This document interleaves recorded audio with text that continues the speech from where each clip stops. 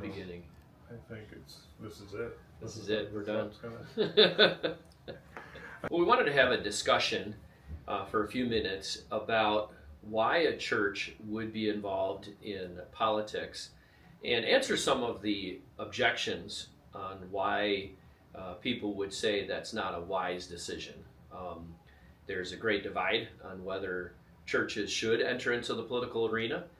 Certainly a place that perhaps gives a lot of vitriol, and we want to go to church and have a safe environment, an encouraging environment, and so it is one of those crossroads that pastors and churches have to decide for themselves on whether they should be involved. But we at Wildwood Baptist Church feel like we should be involved, and so we wanted to answer some of these questions on why we should not, and give a reasonable response to those. Good people think that we should not be involved, and so we wanted to answer those questions. First of all, they think it's illegal to be involved in politics, that there should be a separation of church and state. And I think that's inaccurate. I don't know, what do you think, Pastor Longstein? How do you feel that that's an accurate statement? So traditionally, churches have been involved in politics. It's one of the hallmarks of our American institution. It's what we do. Even looking back to the colonial days, those discussions of how involved the church and the government should be have been in question. Obviously, one of the most common things you hear, and you'll see it online, we've had several posts where we've had a politician come here. Maybe the politician is making a stop at Wildwood, and someone will post inevitably underneath there on Instagram or social media, they'll put separation of church and state, and that's a misuse of the term. You know, the term separation of church and state, that's not in the Constitution, right?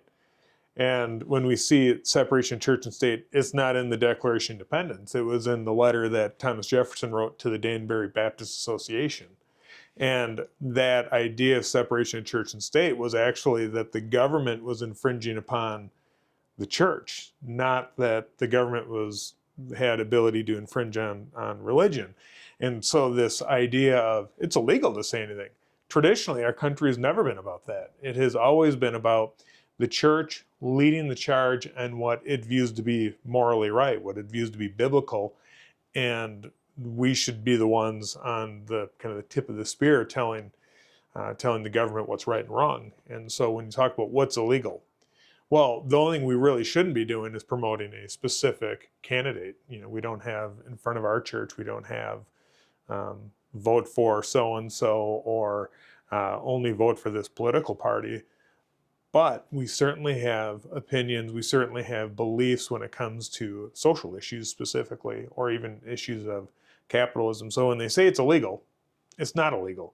It's not anywhere in there. We're simply not promoting a candidate, but we certainly can promote ideas. So really what we're talking about is the separation of church and state makes it clear that the government should not compel a religion on its people. But a religion having influence on the government, a religion having influence in the workplace, is part and parcel to any civil society. And so a church having influence on the government is not only not forbidden, but it's encouraged by our founding fathers. Yeah, and I would say it's been traditional. Just as we were talking a couple days ago, I was reading a book on Calvin Coolidge, and in there, the campaigns that were going on, they were worried about what was going to be spoken of in the churches on Sunday. That's a normal thing. They were worried about what the church thought, what people thought in general from a religious perspective. It's only recently that it's been faux pas to have the church talk about what's going on in politics, and it shouldn't be that way. So the second criticism of politics in the church is centered around the 501c3. And they say that because of our tax-exempt status, it is unwise or even dishonest to talk about politics. That when we took that as an advantage, we somehow chained ourselves to silence in the political arena. and that those churches who did not take that 501c3 somehow are better off, and they are free to speak. But I fundamentally think that's a wrong understanding of that process, that 501c3 does not actually gag us in any way from speaking of the political arena. What are your thoughts? Well, the good news is I don't think it's anyone's desire to promote a candidate specifically, Right. because I don't think there's any candidate that's worth the church's backing. Otherwise we'd continue to vote for Jesus every 4 years or every 2 years. He'd be the only candidate that'd be worth it.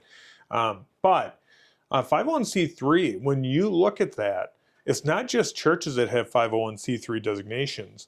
There's even political action groups. They're calling to action, maybe a get out the vote type thing. And they're 501c3 also. The only thing they're doing, or they're not doing, is promoting a specific candidate. So besides churches, there's all sorts of organizations that are out there that may have a political persuasion or a bent socially, but it doesn't stop them from being active in their beliefs. It's a funny thing what you see on social media when someone says, well, the church shouldn't be 501c3. If they are, they can't talk politics. That's not a truth. That's false information. You can certainly talk politics. In fact, and we just talked about it, we certainly should talk about politics. Yeah, so fundamentally, kind of as a pastor, if I can give an advantage to our people through their giving, give them a tax receipt, which lowers their tax burden, I am for keeping more money in the pockets of the people. And so as long as I have that advantage, I'm willing to extend that to the people. And also, I don't want to pay property tax as a church, and so I want to keep as much money here in the coffers of the church to use for God's glory. And of course, that tax exempt status can be taken away for any number of reasons. They could tell us not to have conversion therapy for someone. They could tell us not to condemn adultery or dishonesty or alcohol. And so that could be taken anytime, and we would just continue preaching the gospel. But so long as we have the advantage, we want to use it. But ultimately, if the government tells me not to support a specific candidate, I totally agree with that premise. Because I do not want to not only put all of my trust in a person, but also I want to trust our people to vote for who they feel is best. Yeah, correct. Our point in what we should be doing anyway institutionally is pointing people to vote for godliness. We should be setting up the framework in which people can choose to vote correctly. It's very hard to tell someone who to vote for because there's a lot of gray area. There's times when two candidates may be very close, and for us to actually divine which one's better, it's foolish. We should really be helping people build a framework to decide who to vote for. In other words, are they pro-life? How pro-life are they? Do they believe in capitalism? Do they believe in legitimate freedom of speech, freedom of religion, and all that? We're just building a framework, and people should be able to choose who they want to vote for. The next reason is they feel that it's unreasonable or illogical for what is promoted on Sunday to affect what is done on Monday. I have to say that this is hard for me to understand because I do believe what is taught on Sunday should affect what happens on Monday. That even in other realms of society, if a factory worker goes home, he is a father, but when that father goes to the factory, he doesn't cease to be a father. Sure. He still is a father, even though at the time his focus is different. If there's an emergency at home, he is going to respond to that because he still wears that hat.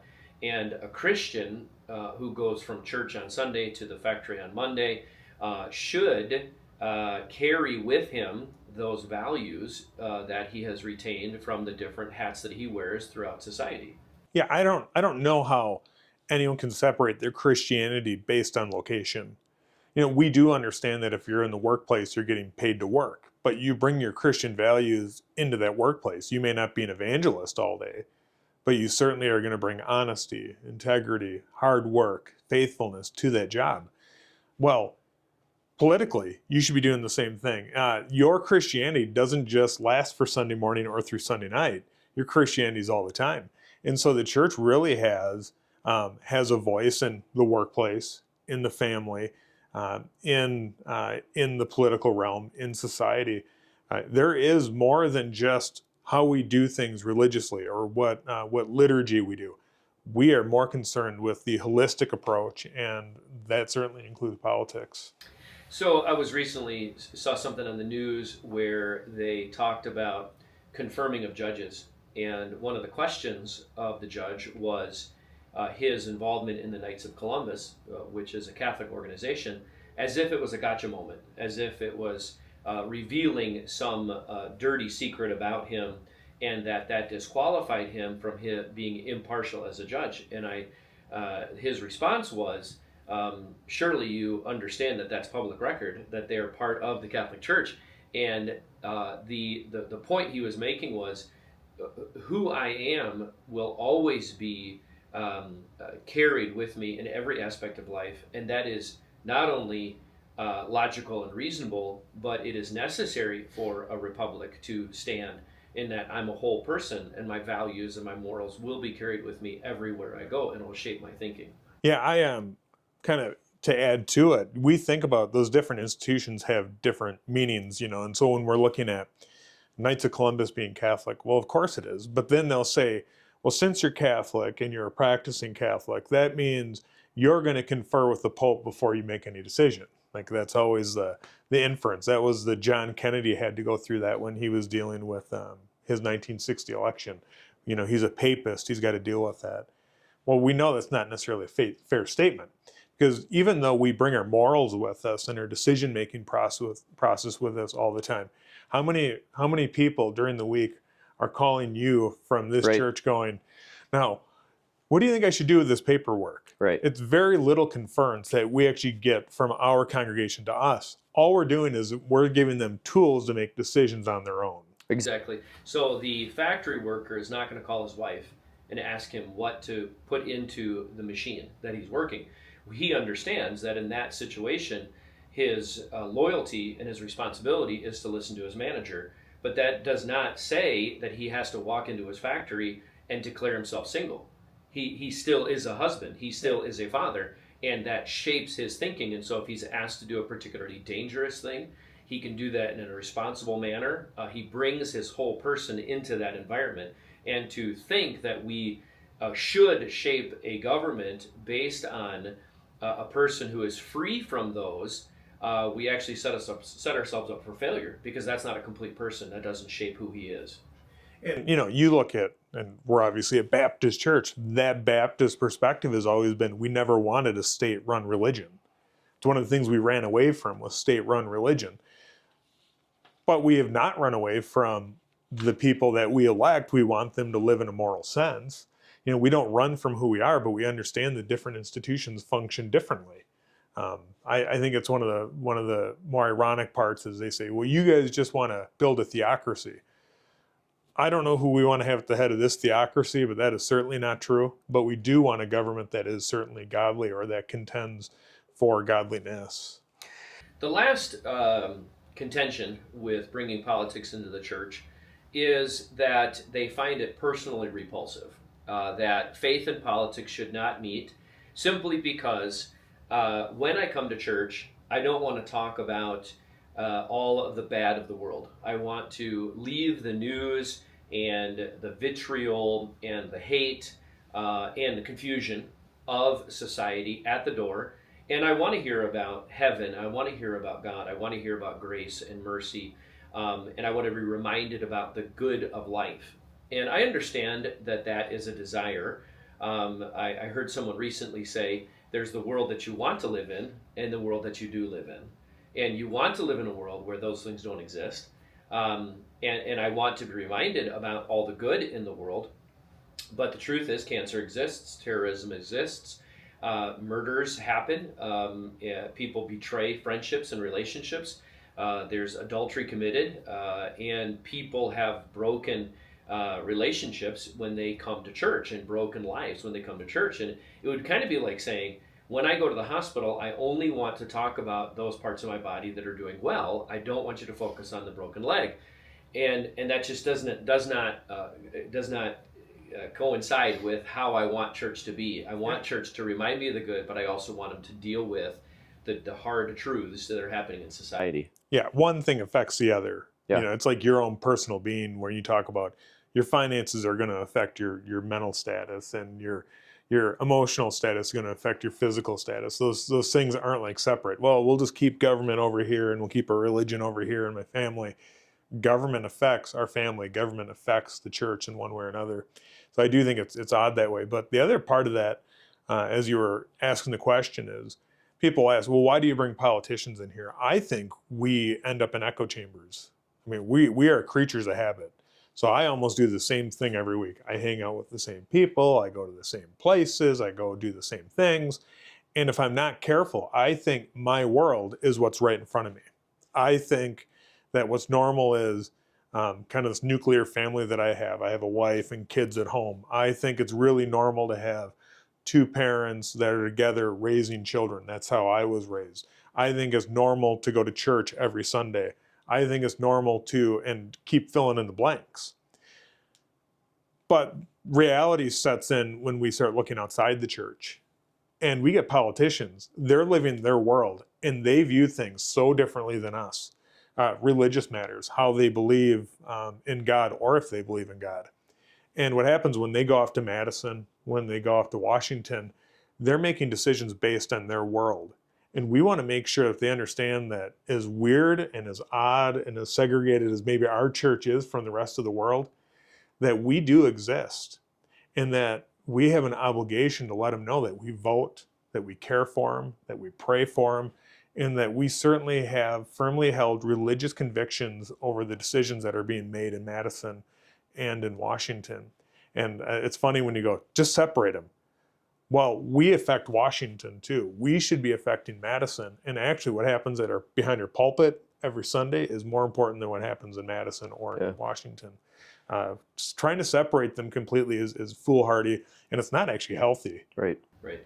And I would add too, in giving that view of finding it personal repulsive, giving it a little bit of credit in the sense of, I can understand that you don't want to hear about the easement. You don't want to hear about whether they're going to add another lane to I-41, whether to a degree if a referendum is going to pass or not.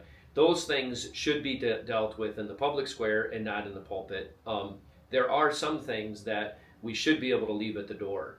But moral issues, values, righteousness, when a government says that we're going to close your business and we're going to go to collective farming and we're going to take private property and we're going to promote socialism, I think that is a valid topic that needs to be brought into the pulpit.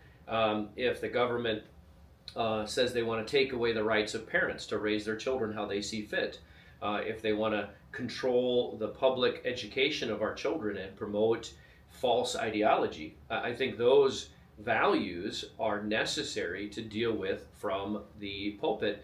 People want to take healthcare and say, leave that outside the pulpit and let people decide their own healthcare. But when it involves another child, a baby inside the womb, that is a moral issue. And so I think it may be repulsive in the sense that it is a dark and a topic that we don't want to discuss, but it is actually happening right outside of our doors, right here in Oshkosh or the surrounding areas where children are being aborted, or the lives of people hang in the balance, and moral issues are being decided without moral input. And I think it's necessary for us to speak out. Want to piggyback on that one. One of the things that I think the pulpit adds to it is that we hear a million different voices. In fact, it's very hard to find things that we have in common as a nation, as a community. One of the things that's a unifying aspect is in our pulpit, the people that sit there, they get to hear a single voice providing that from a biblical perspective. What's going on right now is everyone's hearing a different commentary from somebody, and there's some really smart guys out on radio, out on TV, in different media, whether it's books, and they're getting their opinions, their thoughts based on what's coming from them. How much more important and how much more accurate is it when it comes from the pulpit especially when the Bible's behind it as the authority. And the people need to know how to biblically think and biblically work through these different issues. And again, it's not fun. I'd rather talk about joy, about salvation, about the love of God, and all those things. That's way more appealing to me. But if we neglect the other things, we're actually giving less tools to our people to address these in the public square, whether or not it's in the workplace, or whether or not it's even in their own family, or whether or not it's literally in a public square, downtown Oshkosh or wherever it is.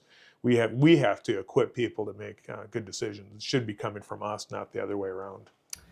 So, if we can end with perhaps an encouragement to our pastor friends, you have a venue, you have a pulpit, you have a people that come, and if I could encourage you to be involved in the political arena, because we want righteousness to prevail.